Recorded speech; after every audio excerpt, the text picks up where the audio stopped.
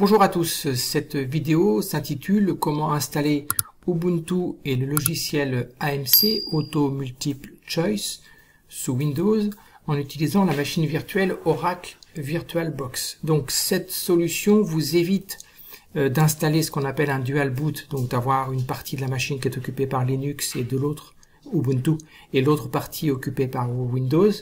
Donc c'est complètement ici transparent, puisque en fait vous allez utiliser un logiciel qui va vous créer des fenêtres en fait Linux, et donc pour installer Ubuntu. Alors dans la description de cette vidéo vous trouverez donc le sommaire que voici avec des liens directs pour arriver directement aux différentes parties de la vidéo. Donc ce sommaire, c'est premièrement définition et présentation d'une machine virtuelle, notamment Oracle VirtualBox, dont je vous présenterai un petit exemple donc avec quelques fonctionnalités. En petit 2, installation de la machine virtuelle Oracle VirtualBox, donc comment on installe ça avec l'adresse pour que vous voyez à l'écran, pour tout ça sera dans la description de la vidéo, pour pouvoir télécharger VirtualBox, la dernière version, un petit exemple d'utilisation avec Ubuntu, et puis la description de ce qu'on appelle un disque partagé. Je vais y venir au niveau du vocabulaire dans un petit moment. Petit 3, installation d'Ubuntu sur VirtualBox, donc téléchargement de l'ISO d'Ubuntu. J'ai mis le lien pour télécharger la dernière version. Installation d'Ubuntu sur VirtualBox, et puis création d'un disque partagé. Je vais dire ce que c'est dans un moment. Et puis petit 4, dernière partie, installation du logiciel AMC Auto Multiple Choice. Alors, je vous présenterai un utilitaire d'installation qui s'appelle Synaptic, qui est très utile. Installation de TextLive, installation de TextMaker, qui est un logiciel pour créer donc des fichiers .tex. Et puis, installation du logiciel AMC Auto Multiple Choice. Alors, un petit peu de vocabulaire avant de commencer donc ces quatre parties-là. Qu'est-ce qu'on appelle hôte et invité? Donc dans cette vidéo, l'hôte c'est l'environnement Windows et l'invité c'est l'environnement Linux. Donc ici sur lequel sera installé Ubuntu. Qu'est-ce qu'on appelle un disque partagé? Un disque partagé, c'est un dossier qui sera accessible aussi bien par l'hôte, donc ici pour nous ce sera Windows, que par l'invité. Ici pour nous il s'agira de, je n'ai pas mis d'espace, il s'agira de Linux. Alors, j'ai fait des captures d'écran. Vous voyez ici sur la gauche, vous avez JONC, donc c'est un dossier dans l'explorateur de fichiers de Windows avec tous ces sous-dossiers. Et vous voyez que quand on est sur Linux, eh bien, on a une unité qui s'appelle SFJONC. Et quand on clique dessus, ben, on retrouve tous les dossiers et tous les sous-dossiers qui existaient sur le disque dur sur ces deux points.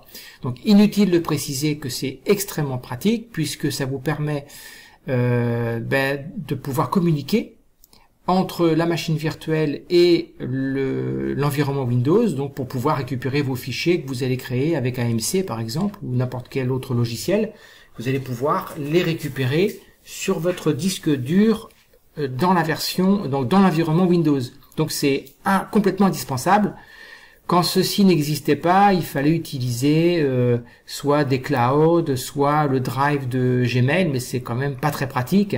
Ceci, c'est vraiment à mon avis indispensable pour une machine virtuelle, donc pour VirtualBox. Alors comment on arrive à avoir cet outil-là? Eh bien c'est avec ce qu'on appelle les guest additions, c'est-à-dire ce sont des compléments qui permettent notamment de créer un disque partagé dont je viens juste de parler dans ce vocabulaire, dans la liste des vocabulaires, ainsi que de pouvoir notamment donc effectuer des copier-coller de texte entre l'hôte et l'invité. Ça c'est très pratique quand vous voulez copier-coller dans un terminal des commandes que vous avez vues sur internet par exemple. Donc c'est très pratique. Donc comment on fait pour créer un dossier partagé?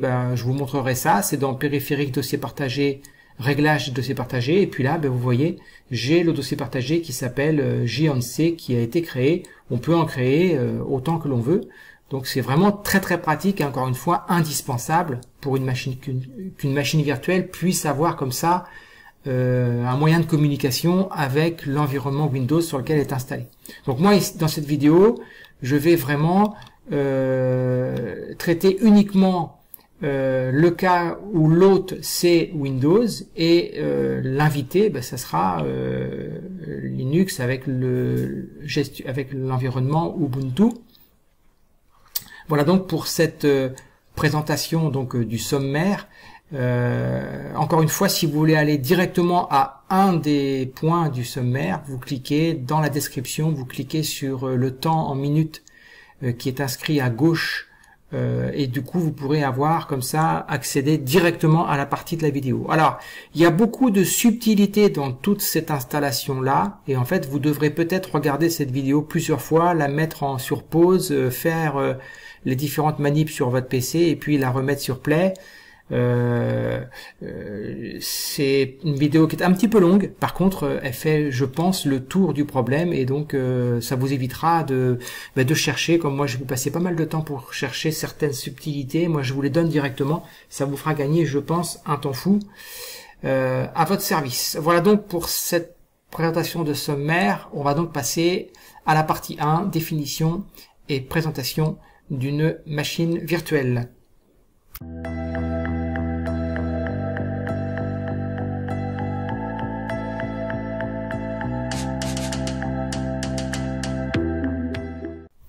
Première partie donc, définition et présentation d'une machine virtuelle. Donc je vais vous présenter donc la machine virtuelle Oracle VirtualBox et présenter quelques fonctionnalités. C'est pour ceux qui ne connaissent pas et qui voudraient savoir comment ça marche. Bon, il n'y a pas si longtemps, je connaissais pas ce qu'était une machine virtuelle. J'en avais entendu parler, mais sans avoir plus de détails. Alors là, on est sous Windows. Je reviens sur le gestionnaire de fichiers. On est sous Windows et donc je vais lancer Oracle VM VirtualBox. Donc je lance le logiciel. Donc je répète, on est sous Windows et vous voyez ici j'ai installé en fait une machine virtuelle Ubuntu avec la version 22.04 et donc je vais faire démarrer. Donc que va-t-il se passer? Je vais avoir une nouvelle fenêtre qui va apparaître, dans laquelle j'aurai l'environnement Ubuntu. Donc voilà, elle apparaît, donc c'est une nouvelle fenêtre, donc Oracle VM VirtualBox. Donc Ubuntu se lance exactement comme si on avait rebooté l'ordinateur sur sur Ubuntu, pour ceux qui ont un dual boot. Donc vous faites démarrer soit avec Ubuntu, soit avec Linux, soit avec Windows, sauf qu'ici on est donc je vais réduire la fenêtre pour vous montrer. Là, vous voyez, dans la fenêtre de droite, tout à fait à droite, je suis sous Linux, dans la fenêtre et je suis quand même sous Windows. Je suis sous Windows, mais dans cette fenêtre là, je suis sous Linux. C'est exactement comme si vous veniez d'ouvrir un logiciel qui ne comprend que Linux en fait. Je ne sais pas si je suis clair. Donc je vais rouvrir en grand. Voilà. Et puis quelques exemples d'utilisation. Celui peut-être qui vous a fait choisir cette vidéo, c'est effectivement le logiciel AMC. Donc ici, je lance et donc on a AMC. On peut aller ouvrir un projet existant. Par exemple celui-ci, voilà, hop, je vais faire non, et puis voilà, j'ai mon projet qui est ouvert, j'ai le sujet qui va s'afficher, voilà, j'ai mon sujet qui s'affiche avec les différentes questions et les cases à cocher. Donc ça c'est un logiciel, comme vous le savez, qui ne fonctionne que sous Linux. Donc là en fait le logiciel croit qu'il est sous Linux. En fait il est dans une machine virtuelle qui est Linux. Alors vous avez aussi accès à tout ce qu'on appelle aussi le terminal. Donc le terminal c'est l'équivalent, c'est la fenêtre MS-DOS pour Windows. Et donc vous pouvez taper des commandes ici dans un terminal pour installer ou pour vérifier des choses sur le disque. Vous avez un gestionnaire de fichiers qui ressemble beaucoup à ce qui peut se passer sous Windows. Et puis vous voyez ce que je parlais dans la description du disque partagé, c'est qu'ici, quand je clique, j'ai comme une unité, comme un nouveau disque en fait. Je suis en fait sur le disque de Windows et je vais vous montrer ce disque-là sous Windows. Donc si je réduis cette fenêtre-là, et bien que je viens sur le gestionnaire de fichiers, et bien cette fenêtre-là, elle existe sous Windows. Cet ensemble d'arborescence existe sous Windows, donc ou un J, donc voilà le J on C, ce que vous avez vu là. Je vais remettre ce que je l'avais dit un petit peu dans la description. Je vais remettre la fenêtre en réduit pour qu'on puisse mieux voir. Donc voilà, je mets les deux fenêtres l'une à côté de l'autre. Donc sur la fenêtre de gauche, vous avez le gestionnaire de fichiers de Windows. Vous avez un dossier qui s'appelle JONC avec, vous voyez, tout un ensemble de sous-dossiers, mat1, mat2, mat3, mat4, mat5. Et puis ici, quand je vais dans les gestionnaires de fichiers sur la fenêtre de droite d'Ubuntu, eh bien, j'ai une unité qui s'appelle, comme un disque dur en fait, qui s'appelle SFJONC. Donc c'est ce qu'on appelle un disque partagé en fait, hein, un dossier partagé, pardon. Et ici, ben, vous retrouvez bien sûr la même arborescence, les mêmes sous-dossiers qui sont dans qui sont donc accessibles donc depuis Linux. Donc c'est très pratique puisque cet ensemble de dossiers donc est accessible bien sûr depuis Windows, mais aussi depuis Linux. Donc inutile de préciser, hein, ça vous permet d'aller comme ça échanger des fichiers, sauvegarder tout votre travail sur Linux, le sauvegarder dans ce dossier-là, de façon à l'avoir sous Windows. Donc c'est vraiment incontournable, enfin c'est vraiment indispensable, je veux dire, pour une machine virtuelle, d'avoir comme ça cette possibilité que l'invité Ubuntu puisse communiquer, échanger des données avec l'hôte qui est ici pour nous Windows. Voilà donc pour cette partie-là, avec cette rapide présentation.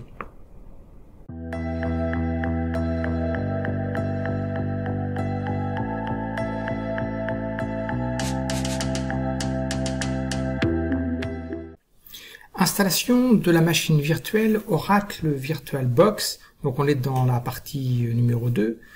Installation donc du logiciel Oracle VirtualBox. Vous avez à l'écran donc le lien. Je vais mettre tous les liens dans la description de cette vidéo, juste en dessous de cette vidéo. Vous cliquez sur description, vous cliquez sur plus et puis vous allez voir la description. Exemple d'utilisation avec Ubuntu et description d'un disque partagé. Alors je m'aperçois que en fait cette partie-là fait un petit peu redite avec la présentation générale que j'ai faite en début de cette vidéo. Bon, c'est pas très grave.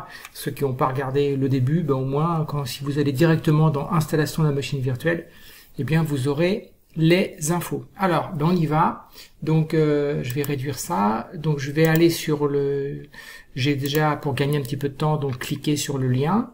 Donc vous arrivez sur virtualbox.org et là vous avez Download VirtualBox et vous avez ici plusieurs hôtes, donc pour Windows, pour Macintosh, et on vous propose aussi des distributions de Linux. Moi je préfère aller directement, je vous montrerai le lien, je vous donnerai le lien directement sur ce que propose donc Ubuntu. Et ici, bon, mais il propose directement des distributions. Bon, c'est à savoir. Et donc, si vous cliquez sur Windows Host, eh bien, il va lancer un téléchargement de 106 mégas. Alors moi, je vais arrêter parce que pour que la vidéo dure moins longtemps, puisque moi, je l'ai déjà téléchargé. Et donc, si je vais sur le disque, eh bien, il se trouve ici. C'est pour gagner du temps. VirtualBox, donc c'est la version 7.0.10 pour Windows 64 bits. Voilà. Donc, j'ai déjà téléchargé. Donc, si vous lancez cet exécutable-là en mode administrateur, hein, donc, eh bien, vous avez l'installation qui va se faire. Vous suivez les différentes étapes de l'installation, ça pose pas trop de problèmes. Donc ça, c'est pour la partie installation avec le lien web. Ensuite, vous allez avoir un icône sur le bureau, donc je vais double-cliquer. Et donc je vais lancer la boîte virtuelle. Et puis dans la boîte virtuelle, quand vous arrivez au début, vous n'avez rien du tout, c'est-à-dire vous n'avez pas d'installation autre que outils. Moi j'ai déjà une installation donc d'Ubuntu, c'est pour vous montrer comment ça fonctionne une fois que vous avez installé Ubuntu, donc comment fonctionne une machine virtuelle. Pardon pour la redite avec le début de la vidéo, donc pour ceux qui arriveront directement, comme je le disais, sur cette partie-là, vous aurez les explications. Et donc comment ça se passe pour... donc vous pouvez avoir plusieurs machines virtuelles qui soient installées dans la VirtualBox. Et ici, donc je vais démarrer celle-ci, donc je fais démarrer. Et donc on va avoir une nouvelle fenêtre avec un environnement Linux, donc avec Ubuntu. Donc là c'est le temps que ça se lance. Voilà, donc voilà la nouvelle fenêtre qui s'affiche. Donc on est encore sous Windows, mais à l'intérieur de la fenêtre, on va se retrouver sous Ubuntu. Voilà, donc il se lance. Voilà, VirtualBox, et on va avoir...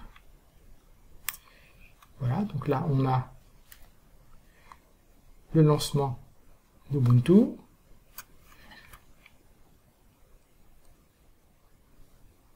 Voilà, c'est un petit peu long. Voilà, et avec tous les menus. Donc après, vous avez tous les menus. Vous avez ici tous les programmes qui sont installés directement avec Ubuntu. Voilà, et puis on peut avoir plusieurs. Moi, j'ai déjà installé TextMaker et puis le logiciel de QCM automatique qui s'appelle, bien sûr, comme vous le savez, AMC. Alors, dans cette partie-là, je parlais aussi de disques partagés. Alors, c'est vrai que je me répète, mais voilà, je pense que c'est important. Je vais réduire un petit peu cette fenêtre-là. Donc, je vais l'agrandir ici. Voilà, pour qu'on puisse bien voir. Et je vais mettre à côté la fenêtre de l'explorateur que j'ai déjà préparé. Voilà.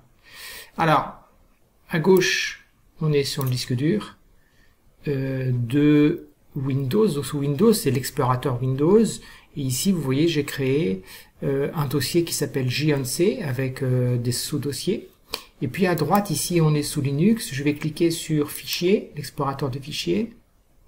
Et vous voyez ici, le JNC, il apparaît comme une unité, en fait, comme un disque dur virtuel. En fait, c'est un dossier, mais Linux le considère comme un disque dur. En fait, si je clique, eh bien, je vais retrouver tous les dossiers. Donc, une petite démonstration. Je vais prendre un fichier n'importe lequel. Par exemple, je vais prendre ici un fichier doc sujet, donc copier. Je vais aller ici sur JNC et je vais le mettre dans outils. Je vais faire coller. Voilà, donc doc sujet il se trouve dans JNC dans le dossier outils. Et bien si je vais voir dans outils ici, et bien je le retrouve. 2 mégas. Il me dit qu'il a été mis en place 26 juillet, enfin que sa date de création c'est 26 juillet. Vous voyez, c'est vraiment transparent, on peut comme ça aller amener des dossiers de Windows vers Linux, et puis bien sûr le contraire, de Linux vers le dossier Windows, puisque finalement pour lui c'est une unité, c'est un disque, donc en fait on peut même le démonter, vous voyez ici. Donc on peut à chaque fois comme ça utiliser d'un sens comme dans l'autre des dossiers. C'était le cas avec une installation en dual boot avec Ubuntu, puisque on peut avec depuis Ubuntu aller chercher des fichiers sur les disques Windows. Par contre, on ne peut pas à partir de Windows aller chercher des disques durs sur Ubuntu quand on est en dual boot. Par contre, quand on est en machine virtuelle, on peut. La preuve, je viens juste de le faire. Donc voilà pour la petite démonstration avec très rapide pour vous montrer comment ça marche une machine virtuelle et la souplesse que ça peut apporter, puisque encore une fois on reste sous Windows avec tous les outils Windows de capture d'écran ou autre. Moi actuellement je tourne une vidéo avec un logiciel qui est un logiciel Windows qui n'existe pas sous Linux. Et bien je peux comme ça capturer des fenêtres de Linux grâce à mon logiciel de vidéo qui est un logiciel qui fonctionne sous Windows. Voilà donc pour cette partie numéro 2.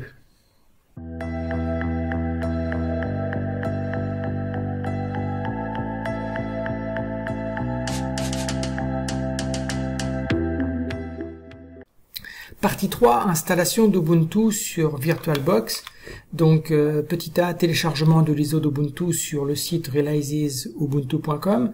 Petit B, installation d'Ubuntu sur la VirtualBox. Et puis, petit C, création d'un disque partagé. Alors, on y va. Il faut donc se rendre sur le site realizesubuntu.com. Moi, pour gagner quelques précieuses secondes, j'ai déjà ici tapé l'adresse. Donc on obtient la page d'accueil donc d'Ubuntu Releases, et là vous avez la dernière version LTS Releases, c'est Ubuntu 22.04.2 LTS Jammy Jellyfish. Donc ça c'est la version 22. Vous voyez ici à droite, vous pouvez avoir accès à des anciennes versions si vous le souhaitez. Donc moi je vais cliquer sur la 22.04 et puis on me propose deux choix, soit la desktop image, donc image de bureau, donc c'est un fichier ISO, qu'on appelle un fichier image. On pourrait rapprocher ça à un fichier zip, donc c'est-à-dire c'est un fichier qui comporte un ensemble, une arborescence avec un ensemble de fichiers. Et puis l'image d'un serveur, donc moi c'est celle-ci, c'est 64 bits PC, desktop image. Alors ça fait 4,8 gigas, donc pour gagner du temps, si on clique ici, on va le télécharger. Moi je l'ai déjà téléchargé, si je vais voir sur le disque.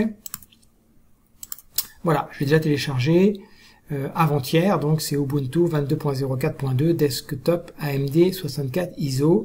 Donc vous téléchargez ce fichier ISO d'installation d'Ubuntu sur votre disque dur. Voilà, ça c'est la partie petit A. Petit B, c'est exemple d'utilisation donc avec Ubuntu pour une installation d'Ubuntu sur VirtualBox. J'étais pas dans la bonne partie. Installation d'Ubuntu sur VirtualBox. Donc on lance ici en double-cliquant, on lance Oracle VM VirtualBox, donc on arrive sur cette fenêtre là. Donc vous, ça devrait être vide ici parce que vous n'avez pas encore d'installation d'environnement dans la VirtualBox. Moi j'ai déjà installé Ubuntu une première fois qui fonctionne très très bien, et donc je vais en réinstaller une deuxième pour vous montrer comment ça marche. Donc je vais faire machine nouvelle. Et donc le nom, je vais mettre démo bis. Ici, je vais mettre ici démo, pour bien signaler que c'est une démo. L'ISO, je vais aller chercher pas dans user download, si c'est user download, mais je vais quand même aller la chercher, c'est pareil, hein, mais dans téléchargement. Donc ici dans téléchargement Ubuntu, je clique sur ouvrir. Donc là il y a l'ISO de 4,8 Go. Du coup la version il la connaît déjà, etc. When checking install is disabled and when selected ISO is mounted on the VM. And the selected ISO is mounted on the VM. Je vais pas skipper ici, donc je fais suivant. Faut mettre un nom. Donc moi je vais mettre celui-ci, mettez un mot de passe et notez-le pour surtout vous en souvenir. Voilà. Donc Lost Name c'est des mobiles. Il faut cliquer sur Guest Additions parce que Guest Additions c'est en fait l'ensemble de fonctionnalités, notamment avec le dossier partagé. Et aussi la possibilité, entre autres, de faire des copier-coller de texte entre l'hôte, donc Windows, et l'invité, donc Linux, hein, donc Ubuntu. Donc moi je vous conseille de cocher ici. On fait suivant. La mémoire vive, donc 2048, moi j'ai 16 gigas, je vais en consacrer 2 gigas pour cette machine virtuelle. Et processeur, je vais mettre 2. Je vais pas cliquer Enable FI et je clique sur suivant. Create a virtual hard disk now, donc il me demande la taille, ça dépend de la taille de votre disque dur. Moi je vais sélectionner 25 gigas.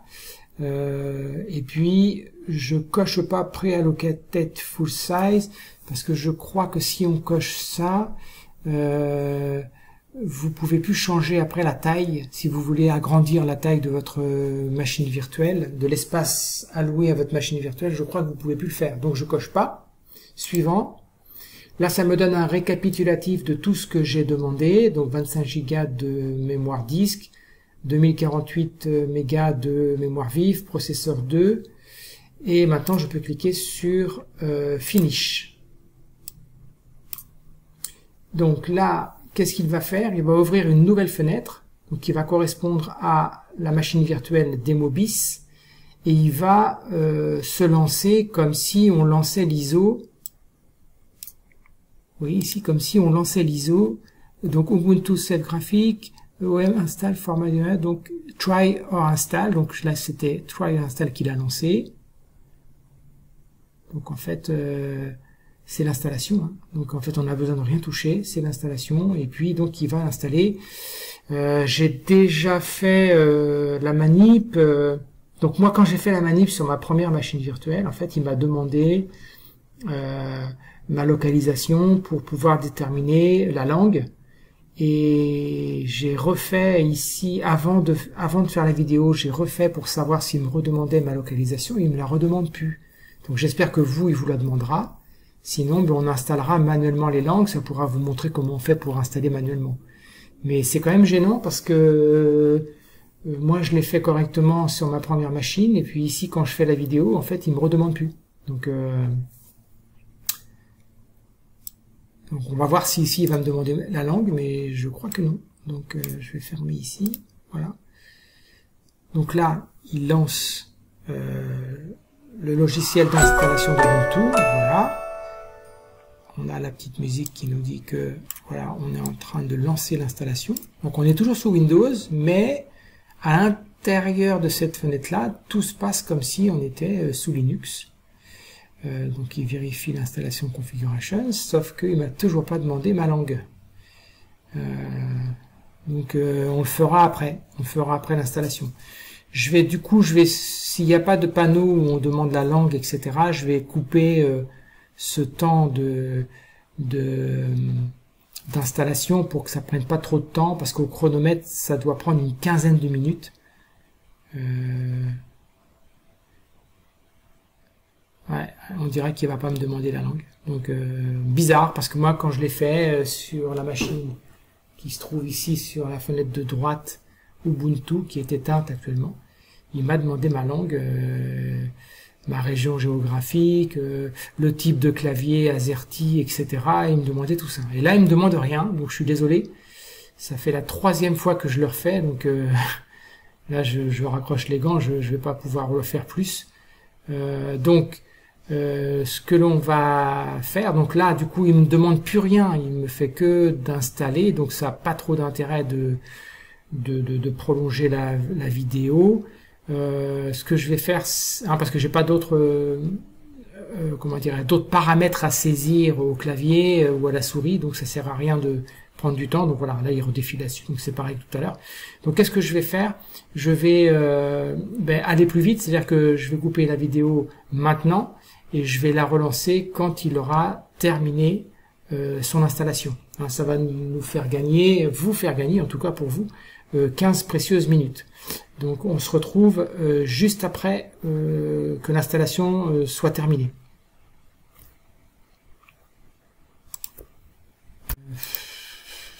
Gestionnaire de fichiers. Alors si je vais dans Setting, vous voyez ici dans Keyboard, je peux lui demander un clavier plus. Je vais ici faire plus de langues, Other, French AZERTY, Add. Voilà, comme ça on est en clavier AZERTY. Donc ça c'est très bien. Et puis dans les langues, Region and Language, langue, on va aller Manage Installated Language. Is ready, donc language,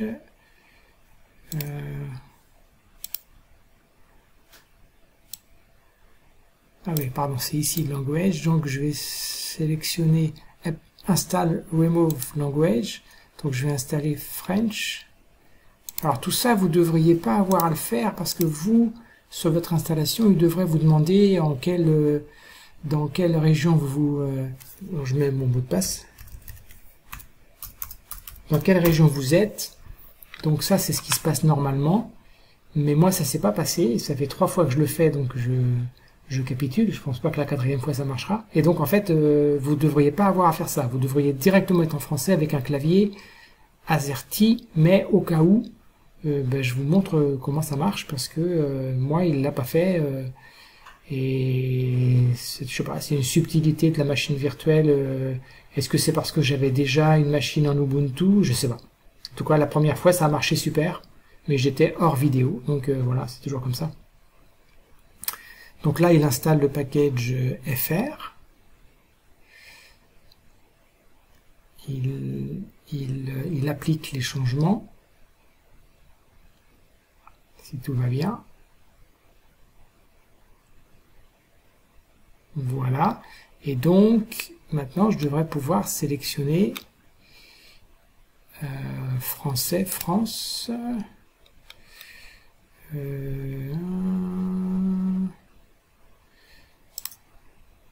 Français, France, oui, c'est ça. Close. Est-ce que je suis en français maintenant? Je vais aller voir. Je vais réduire ça ici. Language. Et j'ai le français. Select. Voilà. Il me demande de recharger la session si je veux que ça s'applique. Donc je vais faire restart. Et donc logout. Voilà. Donc il va recharger pour que ça s'applique partout. Voilà, -J. Et donc je vais cliquer mon mot de passe.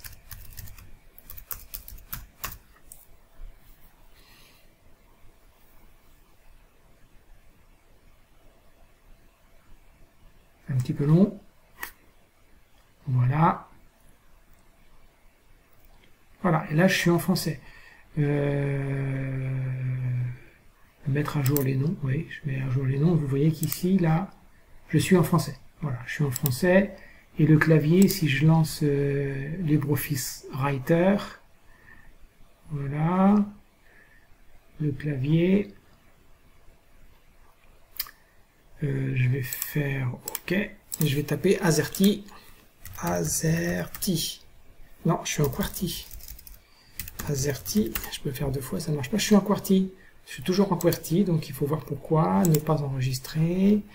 Ici, je vais aller dans Paramètres, ça peut vous arriver, hein, Paramètres, clavier,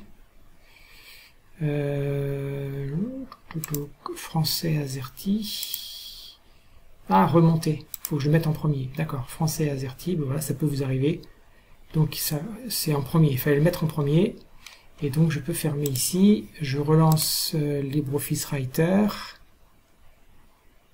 et je tape AZERTY. Non, ça marche toujours pas, donc il faut comprendre pourquoi. Ne pas enregistrer, paramètres, j'étais dans clavier, comprendre les changements de clavier et les méthodes d'entrée. Chaque fenêtre, toujours raccourci. Si je fais supprimer le clavier anglais, il n'y en a plus qu'un seul, donc ça devrait marcher. Hop, j'ai supprimé l'anglais. On n'en aura pas besoin, à moins que vous ayez 2 claviers. Et voilà, AZERTY, ça fonctionne. Deuxième ligne, QSD, DFG, et puis 3e ligne, WXCV, on est bien en AZERTY. Voilà, ça peut vous arriver. En fait, ça ne devrait pas vous arriver parce que, encore une fois, je me répète, quand on lance l'installation, il vous dit en quelle région vous êtes, quel fuseau horaire, etc. Et donc il comprend tout de suite la langue et donc il installe tout correctement. Mais enfin là ça s'est pas passé, donc voilà, c'était un petit souci. Alors, il me reste à parler d'une chose, c'est de ce qu'on appelle le dossier partagé. Alors, dossier partagé, je vais aller sur le disque. Moi, vous voyez sur le disque, donc je suis sous Windows, j'ai un dossier que j'ai appelé dossier sur C, et je voudrais le partager avec, donc je vais réduire un petit peu, je voudrais le partager avec ce qui se passe sur la machine virtuelle. Donc ça, je vais le réduire, et je vais mettre ici à droite ma machine virtuelle, si elle veut bien se déplacer. Voilà. Je voudrais le partager ici. Pour l'instant, quand je clique sur Fichier, eh bien, vous voyez que j'ai, quand je clique sur Autre emplacement, j'ai Réseau, j'ai Ordinateur. Donc les fichiers, vous voyez, de Linux. Alors cela, c'est très sensible, faut pas trop toucher ici. Mais j'ai rien d'autre. Hein. J'ai rien d'autre. J'ai pas accès au disque dur ou à un dossier sur Windows. Alors pour ce faire, qu'est-ce qu'il faut faire? Eh bien, il faut aller dans Périphérique, insérer l'image CD des additions invitées. Alors, qu'est-ce qui va se passer quand on fait ça? Quand on fait ça, vous voyez, vous avez le CD, donc c'est comme si on avait inséré un CD. En fait, il comprend ça comme étant une unité, hein, mais c'est en fait un ISO, en fait. Hein. Et là, dans cet ISO-là, si je fais en détail, si je fais l'affichage en détail, vous voyez un VBox Linux addition.run qu'il faut lancer pour pouvoir mettre en place le disque partagé. Mais tout à l'heure j'ai essayé et sans le lancer ça a marché. Donc encore une fois, c'est les subtilités de la machine virtuelle. Donc je vais faire comme j'ai fait tout à l'heure, en espérant que ça marche. Donc comment j'ai fait tout à l'heure, donc là je vais pouvoir refermer ça. Comment j'ai fait tout à l'heure, je fais périphérique, dossier partagé, réglage des dossiers partagés. Donc périphérique, dossier partagé, réglage des dossiers partagés. Et là, dans le dossier partagé, je clique sur permanent et je clique à droite sur petit plus. Donc le chemin du dossier, c'est celui qui se trouve sur la gauche de votre écran. Sur Windows, dans le gestionnaire de fichiers Windows, donc l'explorateur du fichier Windows, c'est dossier sur C. Donc je vais faire autre, je vais aller sélectionner sur donc C2 points, utilisateur, -j, il s'appelait dossier sur C, et je fais sélectionner un dossier sur C. Le nom du dossier, je laisse dossier sur C. Point de montage, vous laissez, il va trouver tout seul. Montage automatique et configuration permanente. Ça veut dire qu'à chaque fois que vous allez démarrer votre machine virtuelle, eh bien vous aurez cette configuration-là qui restera permanente. Vous n'aurez pas besoin de le déclarer à chaque fois. Et je fais OK. Et je fais encore OK. Alors quand je vais lancer le gestionnaire de fichiers, et vous voyez, il y a une nouvelle unité qui s'appelle SF dossier sur C. Et quand je clique dessus, je retrouve, vous voyez, l'image qui se trouve dans AMC VirtualBox Essai 2. Alors, pour vous montrer que ça marche bien, je vais prendre un fichier n'importe lequel, dans Outils, je vais prendre démo PDF, je vais faire un copier, donc là je suis dans Windows, hein, je vais le mettre sur, il est où? Dossier sur C, je vais faire coller. Eh bien, si maintenant je reclique sur dossier sur C, ça marche pas. Si je reclique sur dossier sur C, et bien voilà, il y a le démo.pdf qui est là, que je peux ouvrir en double-cliquant. Voilà, il est ouvert. C'est un sujet de QCM. Et puis bien sûr, l'inverse fonctionne. Bon, il faudrait que j'ai un fichier à mettre dessus. Je vais en essayer un. Je vais prendre le fichier autorun.inf, copier. Je vais le mettre sur le dossier sur C, coller. Eh bien, regardez, ça y est. Maintenant, il apparaît sous Windows sur dossier sur C. Dans le dossier qui s'appelle dossier sur C et qui est considéré comme une unité, comme un disque en fait, qui s'appelle le C sur C. Donc ça, c'est extrêmement précieux parce que ça permet de faire, de sauvegarder vos fichiers que vous avez créés dans l'environnement Linux, de les sauvegarder sur l'environnement Windows. Donc pour toutes les sauvegardes de sujets de devoirs ou de paramétrage ou autre, vous pouvez comme ça les sauvegarder. Et c'est assez magique de voir que même quand on est sous Windows, on peut voir ce qui se passe sous Linux, ce qui n'est pas le cas quand on est en dual boot. Quand on est sur en dual boot, quand on est sous Windows, on ne voit pas du tout ce qui se passe et on n'a pas accès au disque Linux. Voilà, donc ça le VBox Linux Addition permet d'avoir cet outil-là. Je vous montre aussi autre chose. Ici, dans le presse-papier, vous pouvez avoir soit un presse-papier de l'autre vers l'invité, de l'invité vers l'autre, ou bien bidirectionnel. Moi, je vais cocher bidirectionnel. Et ça, c'est bien parce que, par exemple, si je vais faire un nouveau document. Tiens, je vais faire un document ici, LibreOffice. Fermer ceci. Voilà, je vais faire essai de presse-papier. Et donc là, je suis sous Linux dans la machine virtuelle. Je vais faire copier. Et puis ici, je vais aller dans Word et je vais faire CTRL-V. Ça y est, j'ai essai de presse-papier qui s'est collé dans Word. Donc on est capable de coller du presse-papier de l'environnement machine virtuelle. Je peux fermer ça. Jusqu'à l'environnement Windows et vice-versa. Donc voilà ce que je voulais dire sur les dossiers partagés, qui va apparaître, je répète, ici, comme une unité, comme un disque. Et puis ici, vous avez l'ensemble du disque qui correspond au Linux Addition. Alors moi, personnellement, quand j'avais installé, j'avais dû exécuter ce fichier-là, que je mets en orange, pour pouvoir avoir accès à mon disque partagé. Et vous voyez ici, quand j'ai installé, j'ai pas eu besoin de faire ça. Donc voilà, c'est les petites subtilités de la machine virtuelle.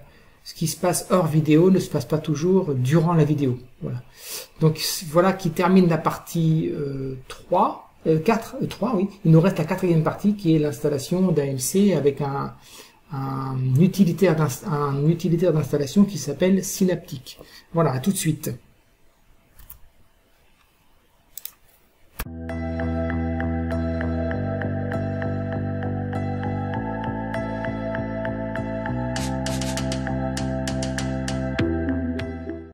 Partie 4, installation du logiciel AMC, Auto Multiple Choice. Donc je vais parler de l'installation de Synaptic. Synaptic, c'est un utilitaire d'installation qui évite d'écrire des lignes de commande pour installer des logiciels. Installation de TextLive, donc qui est le langage Tech. Installation de TextMaker, qui est un logiciel pour écrire des documents au format TeX, donc TEX. Et puis enfin, installation du logiciel AMC Auto Multiple Choice. Donc voilà les 4 éléments qu'on va faire à l'instant.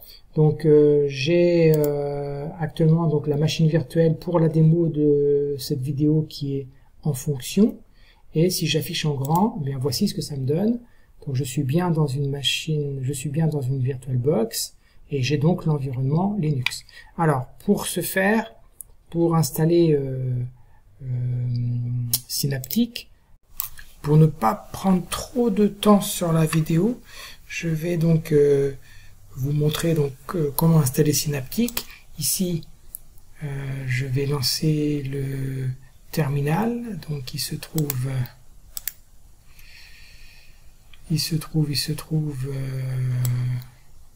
je l'ai mis en fait sur la page ici, mais je ne trouve plus dans la liste, c'est normal puisqu'il est déjà. Donc je clique sur terminal.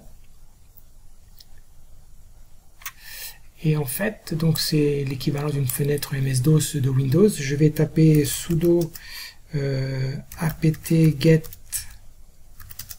install Synaptic. Donc soyez pas effrayés, c'est peut-être la première et dernière fois que vous aurez à taper des lignes de commande, puisqu'ensuite ça sera l'utilitaire Synaptic qui va tout installer pour vous. Donc vous validez par entrée, vous mettez le mot de passe et puis Synaptic va s'installer. Moi, je l'ai déjà fait pour gagner un petit peu de temps sur la vidéo, pour que cette vidéo-là ne dure pas 2 heures. Une fois que vous avez fait ça, quand vous allez aller dans l'ensemble de vos fichiers, vous aurez une icône ici, gestionnaire de paquets synaptiques. Donc, vous double-cliquez, vous allez le lancer, vous mettez votre mot de passe. Voilà. Et là, vous avez un utilitaire. C'est donc comme son nom l'indique, c'est un gestionnaire de paquets. Et donc, il va... ne répond pas, donc je vais faire attendre, voilà. Et donc, il va... en fait, il a une liste de paquets disponibles. Il suffit de se servir, tout simplement. Donc, c'est un espèce de portail vers les différents paquets. Alors, qu'est-ce qu'on a dit dans la vidéo? Donc, il fallait installer Synaptic, ça on l'a fait pour gagner un petit peu de temps. Installer TextLive et TextMaker. Alors, je vais vous montrer moi ce que j'ai fait pour TextLive. Donc, je vais revenir ici dans la fenêtre. Je vais ouvrir en grand celle-ci, voilà. Donc, je vais revenir dans cette fenêtre-là et mettre ça en réduit. C'est pas la peine de mettre en grand. Voilà, comme ça, on a l'environnement Linux. Et donc, ici, vous faites chercher. Et si vous faites chercher, je tape TextLive. Voilà. Il va vous trouver tous les paquets qui sont relatifs à TextLive. Alors, il suffit de cocher. Moi, j'ai coché TextLive, base. J'ai coché TextLive scientifique aussi. Mais en fait, quand on en coche un, il met à jour toutes les dépendances. Donc en fait, j'ai dû en cocher que 2 ou 3, et en fait, toutes les dépendances sont mises à jour. Et donc du coup, une fois que vous avez fait ça, vous cliquez sur Appliquer, et donc il installe TextLive. Pour TextMaker, vous faites pareil, vous faites rechercher TextMaker. Donc TextMaker, il va chercher, voilà. Et donc quand vous cochez TextMaker, en fait, automatiquement, il va vous dire j'ai des dépendances, TextMaker Data, et automatiquement, c'est lui qui va cocher la dépendance TextMaker Data, et vous cliquez sur Appliquer. Et enfin, pour Auto Multiple Choice, donc vous tapez Auto Multiple Choice, et là, il va vous trouver AMC. Voilà. Alors que moi, quand j'ai coché Auto Multiple Choice, il m'a dit, mais il y a des dépendances Multiple Choice communs. Donc, j'ai fait OK. Et puis, j'ai coché aussi Auto Multiple Choice.doc. Voilà. Et vous cliquez sur Appliquer. Et Auto Multiple Choice va se lancer directement. Voilà. Donc ça, c'est ce qu'on appelle l'utilitaire Synaptic, vous voyez en haut de la fenêtre. Ça, c'est vraiment un utilitaire très important qu'il faut absolument avoir, parce que vous voyez que pour installer tout le reste, on n'a pas besoin de passer par la fenêtre terminal, du terminal, pour pouvoir écrire des lignes de code. Voilà. Et donc ensuite, AMC est installé, et puis du coup, vous pouvez utiliser AMC pour faire vos... donc je vais ouvrir un projet, le dernier que j'ai ouvert, OK, je mets non, et donc là j'ai un sujet avec, si je clique sur le sujet, donc j'ai un sujet, voilà, là j'ai un aperçu du QCM en question, et donc j'ai fait la mise à jour des documents le 26 juillet, les mises en page, donc il ne me reste plus qu'à faire passer l'examen et ensuite d'aller dans saisie pour corriger l'examen avec AMC. Voilà donc pour cette vidéo que j'ai un petit peu réduite parce que ça prenait beaucoup de temps les installations, mais en tout cas le logiciel vraiment à retenir c'est celui-là, c'est le gestionnaire de paquets Synaptic qui va vous permettre d'éviter d'écrire des lignes de commande dans la console du terminal, donc c'est vraiment très important. Voilà pour cette vidéo un petit peu longue, je l'avoue, mais qui permet de faire le tour, je l'espère en tout cas, d'une machine virtuelle et qui vous permettra de vous lancer sur une machine virtuelle. Il faut que je remette ça, hop, là. Ici, je reviens ici. Hop. Voilà, je voulais avoir cet écran-là pour la fin de la vidéo. Donc voilà donc la machine virtuelle. Moi, j'ai repris la mienne où j'avais déjà installé des choses. Tout ça pour réduire le temps de la vidéo. Et puis, donc voilà, donc la manière d'utiliser Ubuntu sans rien modifier de fondamental sur votre machine Windows, sur votre environnement Windows. J'espère que cette vidéo pourra vous aider. Il me reste à vous souhaiter une excellente journée et je vous dis à très bientôt.